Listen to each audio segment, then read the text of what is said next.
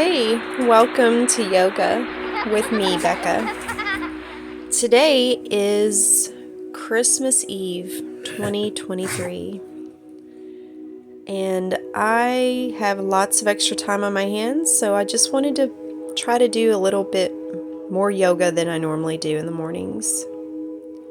This practice is about 30 minutes long, with several minutes afterwards of some meditation and reflection time.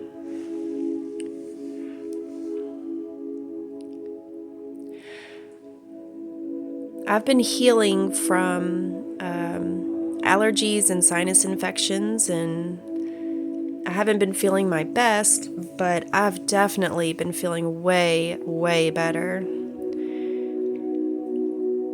And so today I thought I would just try to strengthen my body and increase my flexibility. But I also want to get my heart rate up.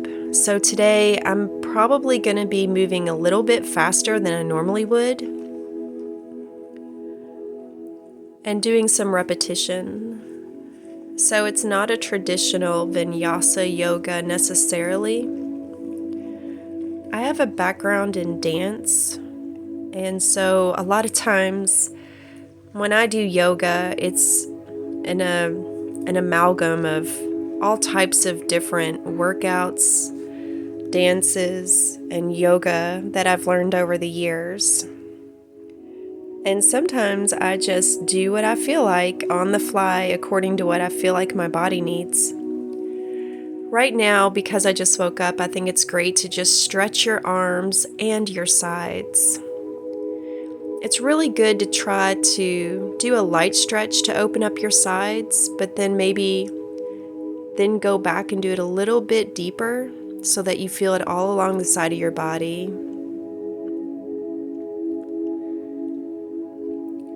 Stay here for several breaths until you feel those muscles release and loosen up.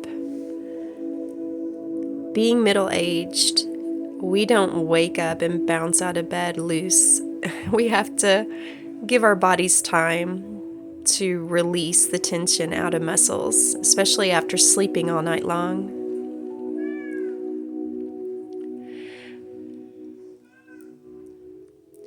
I like to wake up my shoulders and my neck. I have a lot of neck problems. I don't know about you all, but I have RA and a lot of damage has happened in my lower back and my neck. Also, I am old. And as we go through life, a lot of times, a lot of you out there might have been in car accidents, just any type of wear and tear on your neck, your spine, your lower back. So just move the way that your neck allows you to and the way that feels safe. Do some cat-cows. I like to sometimes pretend like the heavens is pushing down on my spine and my body, so I drop it down, and then on the cat, I try to push away from the floor and suck your belly button into the back of your spine. This is my little cottage type house in the woods, and there's not tons of room in here. It's definitely a she shed. So sometimes I have to readjust to make sure that I have plenty of room to do the things I need to do on the mat. Now I'm just trying to increase movement and mobility and get my body used to shifting weight from the front of my body and my arms to my legs. And when I do things, I would like to have a little bit more endurance and strength if I need to use and, give support to my body weight. Move around in your tabletop position in circles. Warm up your shoulders, warm up your wrists. Child's pose. This is excellent for your lower back and releasing it. Move your head from left to right, your forehead on the mat, to loosen up any tension that might be in your sinuses. Now, if you stretch, walk your hands over from the left side to the right side, and this helps release any tension in your side body.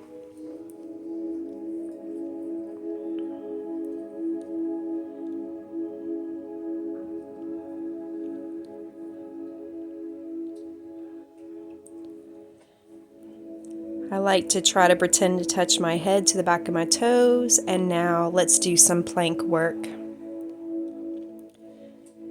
Side plank. And then do somewhat of a thread the needle. This is to shift the weight on your supporting arm in order to strengthen it as well as increase your balance. Chaturanga into an upward facing dog. And now downward facing dog. Pedal your feet out. Get them loose. Catch a wave and go back into your plank. Now do another side plank. Notice my arm and my hand placement is incorrect right here. My palms should be facing the front of my mat. And I'm noticing the error and repositioning. Thread the needle somewhat through, and then back up to the sky.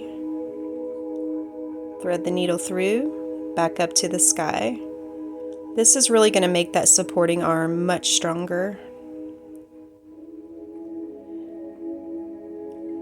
I like to have fun with my planks. I sometimes bounce, go back and forth, do some mini chaturangas or mini push-ups into my upward facing dogs, and then get back into your child's pose. Touch your head to the back of your toes in a back bend, and then back up into a plank transition to downward facing dog. Walk your hands up to your feet, and let's work out your legs by doing some side lunges. I love to do this before I run. Transition into lizard lunge, and a variation of a warrior pose.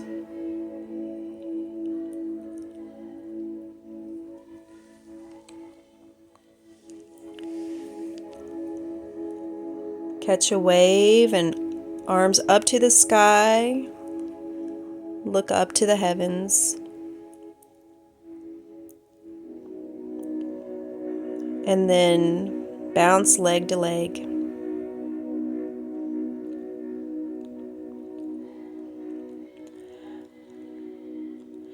I love to do this with my legs, bounce my butt up and down a lot because it really works the backs of your legs, and that is my trouble zone. I have a body type where I collect fat on the sides of my butt and the backs of my legs, like a lot of women do. We're just predispositioned to collect our fat on the backs of our legs often and the backs of our arms, unlike men. It can be a problem area and unsightly, although perfectly normal, natural, and the way we're supposed to look. But I do like to do exercises to help me feel a little bit more confident with the way my legs look, because I certainly didn't look like that when I was a young girl. Now, touch your toes on either side of your body. Get some twisties going, as long as it's safe for your spine. Don't ever push your body more than it should. Just do it feel safe for you.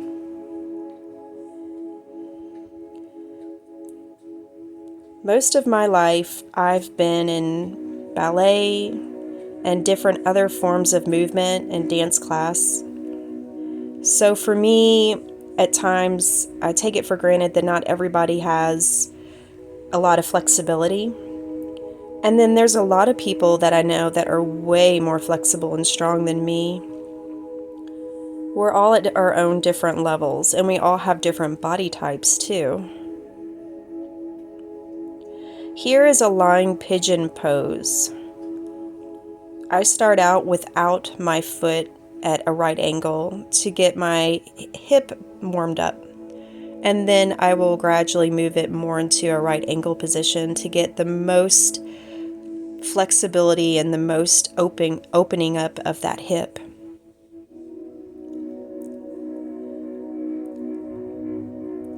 I'm going to do a lying pigeon on the other side. And at first, I don't have my leg in front of me at a right angle because I need to warm it up first. A lot of times you can ease into positions, just alter it. And then once you're there a few seconds, when you feel your muscles actually release, then you can move it more deeply into the stretch to advance it.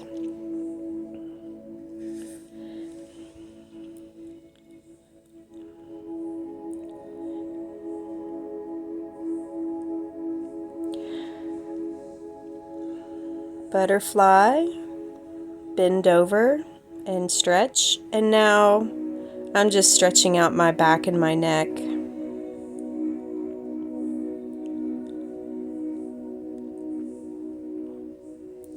Downward facing dog. Catch a wave and roll into your plank. Downward facing dog. Roll into your plank. I love this so much. I feel like I'm a little snake. Oh my gosh, it feels so good to my spine. I could do this all day.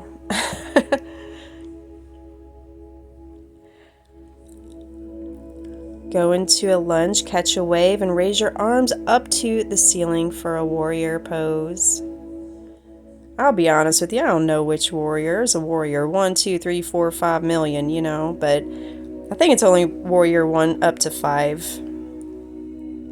But now we're in a warrior pose. Outstretch your arms and try to keep it there as long as possible.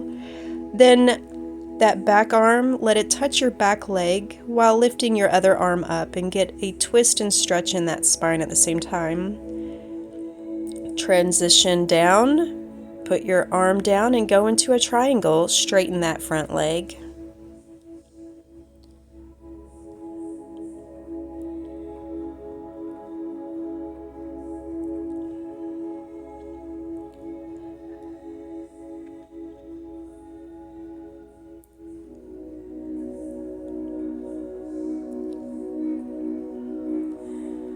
This morning, I can't lie, it's Christmas and later on I have family coming over and we have a lot of plans to do. I was so blessed this Christmas to have friends and family in my life. I did have a period of my life where I was very much isolated and did a lot of things on my own solo, including holidays. And this year I have so many blessings and have really reconnected with friends and family. After a long period of isolation, I think God was working on me to become a better person, and I needed a lot of time to work on myself. But this year I do have a lot of things to do, and for that I'm grateful, but I can't help but be a little melancholy. I'm 47 and I have a lot of years of memories. I have a lot of chatter in my brain. I have a lot of great reflections and some sad. Some of the people in our life have transitioned over and left this world, and we'll always feel their presence, but yet also their absence at the family dinner table. It's great to make new memories, but it's good to do yoga on a holiday to try to stop that monkey mind so you can focus on positivity and not let your brain trick you into thinking about anything sad or negative. Right now, I'm in goddess pose, but I love some pliés. That is the ballet in me coming out. I will do pliés to sort of warm up my legs and increase the strength in them, which I do need to desperately make them stronger.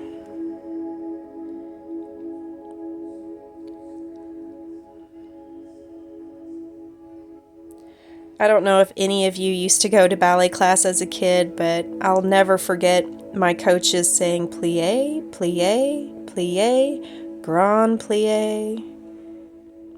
I think that's going to be burned in my memory for all time. Now I like to walk across my mat with my hips like this. It relieves any tightness in your lower back. Now this is boat. This is something I most often see with Kundalini practices. Going back and forth like you're rowing a boat almost on the breath. Inhale going forward, exhale going backwards. Feel your lower abdominals controlling you. And just try to really get a good rhythm and a good pace going to increase your heart rate a little bit. Forward fold. Grab those feet. Wake up your feet by pointing and flexing a little bit. And if you feel like it, give them a good massage. Your feet do so much for you. So it's good to give them a little bit of massage time. Or flex and point, point and flex. Now this is a reverse tabletop or reverse back bend. And then you see this move often in Pilates, a reverse plank. Reverse tabletop, reverse plank. And just continue. Feel the backs of your arms getting stronger, your core, and raise your heart rate up a little bit.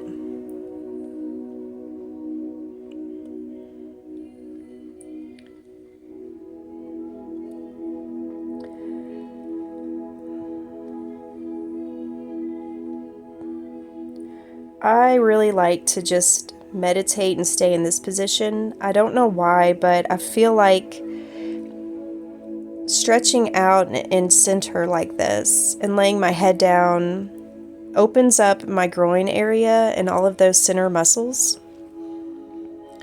When I was a young girl, I tore all of my muscles and tendons in my groin area in gymnastics. And I think that's why it feels so good to make sure I stretch that out.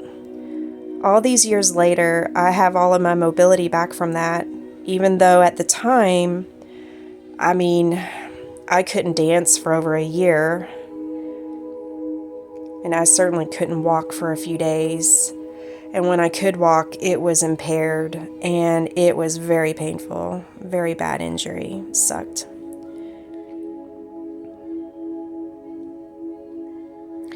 At times, I like to do this. I would love to get myself up to a point where I can do headstands and handstands.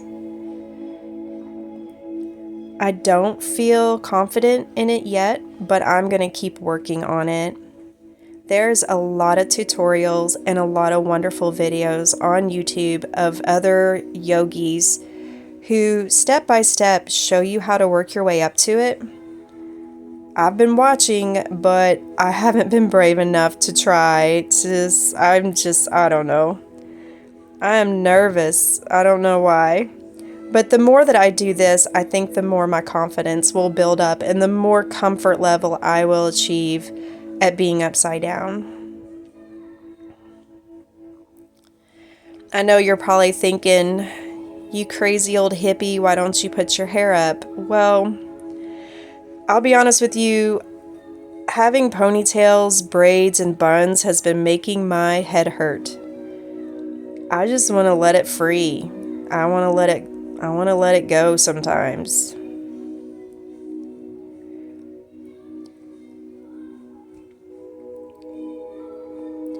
Squat position.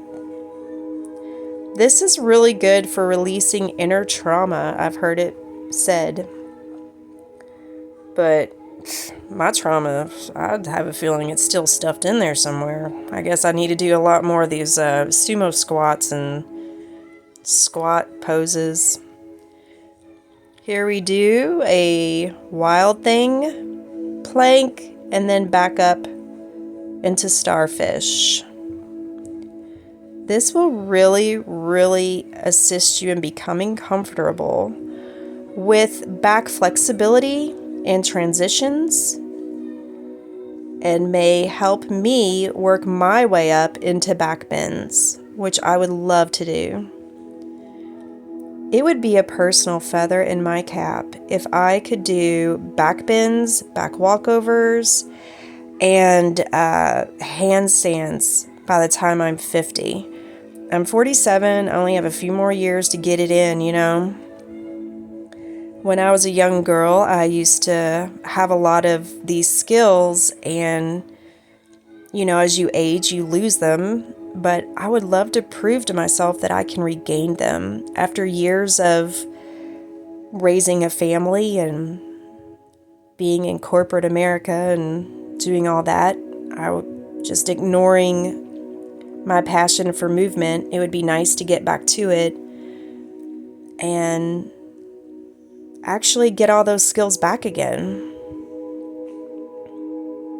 One day when I'm a Meemaw, I'd love to be able to play with my grandchildren and show them that Meemaw can do all the things they can do and keep up with them. And I can teach them how to do things like back walkovers and handstands. That would be so, so, so sweet. As always, I'm stretching my side out even more. I have what they call kidney colic. So I live with chronic pain from medullary sponge kidney with renal tubal acidosis. I don't know if I'm saying that right, but I was born with oddly shaped kidneys. So I get lots of kidney stones and kidney colic. I have foreign objects in the kidneys. So for me, yoga is imperative to cleanse and pump the inner organs, to keep kidney stones at bay, or to at least make it easier to pass them. Now, right now, this is a bridge, and I am doing this exercise to help the backs of those legs. I do not want to have a granny booty. I do kind of have one already, but I'm going to not go softly into that good night. I am going to die doing exercises to try to get a nice bum. And that's where I really feel it really in the very backs of my legs, which is where I really truly need it. So thread the needle to do this pretzel. That's what I call it.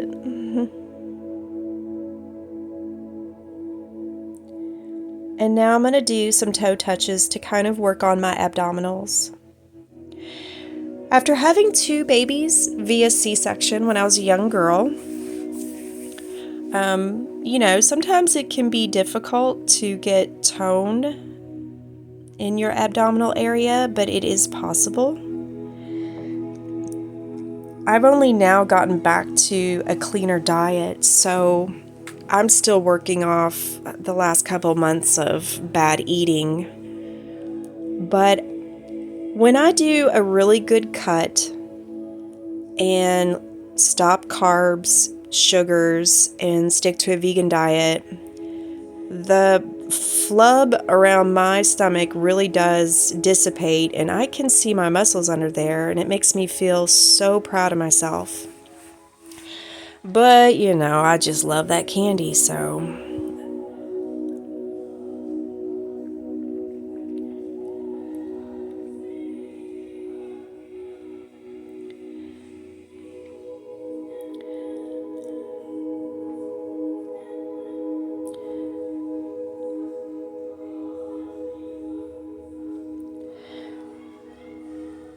Most of the time, I do stretches like this, where I crisscross my knee on top of the other in order to keep my hips open, and then side stretches.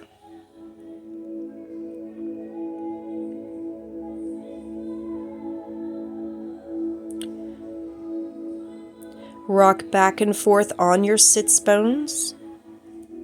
There's an amazing amount of muscles that you don't always get to unless you rock back and forth on your sits bones to really truly get the full effect of the stretch. If it's not comfortable for you, absolutely don't do it.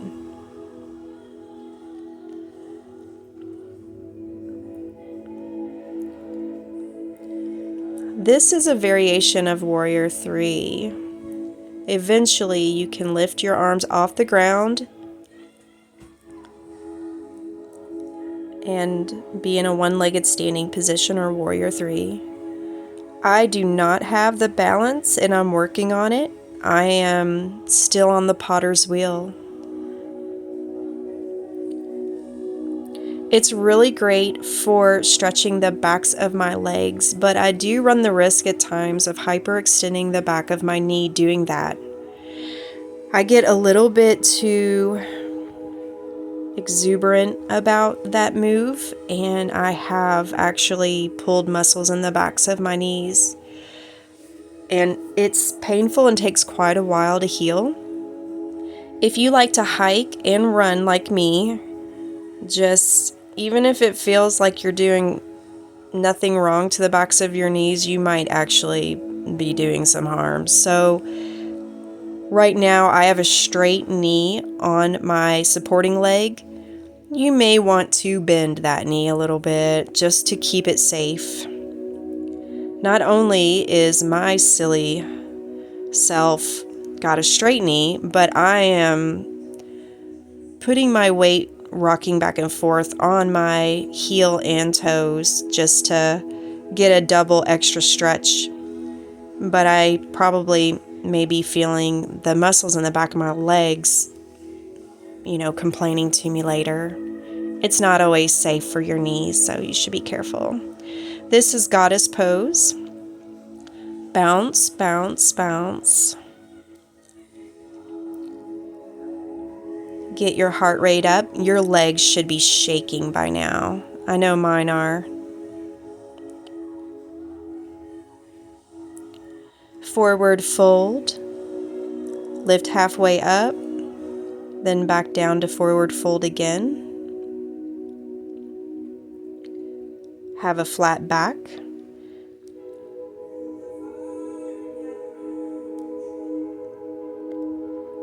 Legs as wide as the yoga mat. Now do this move called ragdoll. Clasp one another's elbows here, and just sway. Make your head heavy like a ragdoll. Clasp arms behind the back and deepen this stretch by bringing your arms behind you. Stretching out your arms as well as your legs. Move your hips. Do some hip circles. Reach for the sky.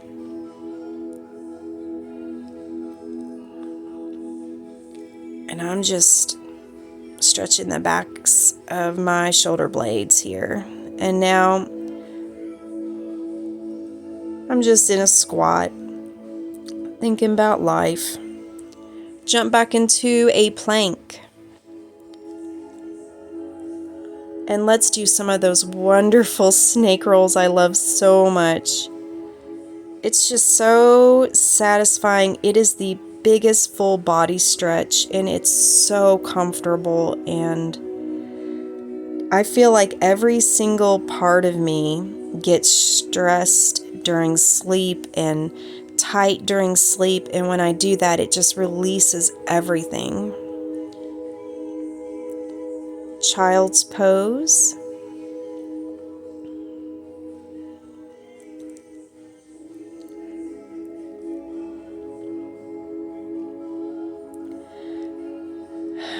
Now take some time to still your heart rate and slow it. Meditate. Think of a mantra. Try to empty your mind and relax your body and just let go. Unless you have a kitty to snuggle. This is Miss Stella. She follows me from room to room, and she is a lover. I don't know what life was before little Miss Stella came into it. She likes to act like she doesn't like to be snuggled, but I know otherwise. She's just playing hard to get.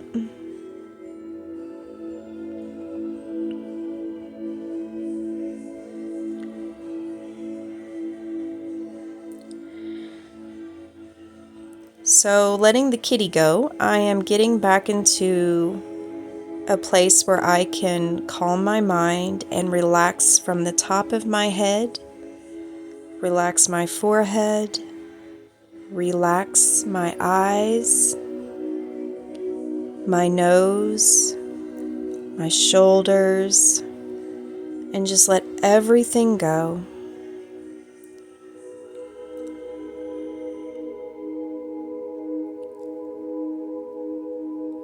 I don't want to think about yesterday. I don't want to think about tomorrow.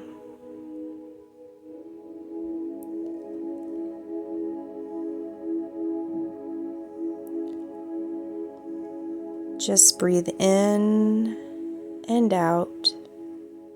Breathing in good, pure energy. Breathing out all of the stress that's been accumulating.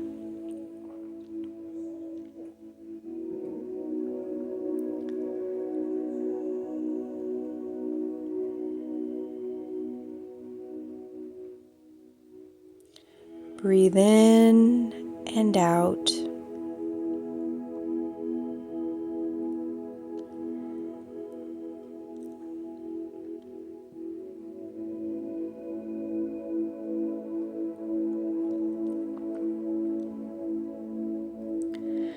I'm wiggling out any tension I felt in my neck, and I feel a lot of pain in that neck often. Shake your head yes and no if you need to, like I do often. And now let's do some pranayama. Fill your belly with air and then snap your belly button back to the spine. Breathe in and out. This is the breath of fire. Your belly should be dancing. This is a very cleansing breathing practice to help reset your chakras and to massage your internal organs. It's detoxifying, and it also raises your energy and your vibration level.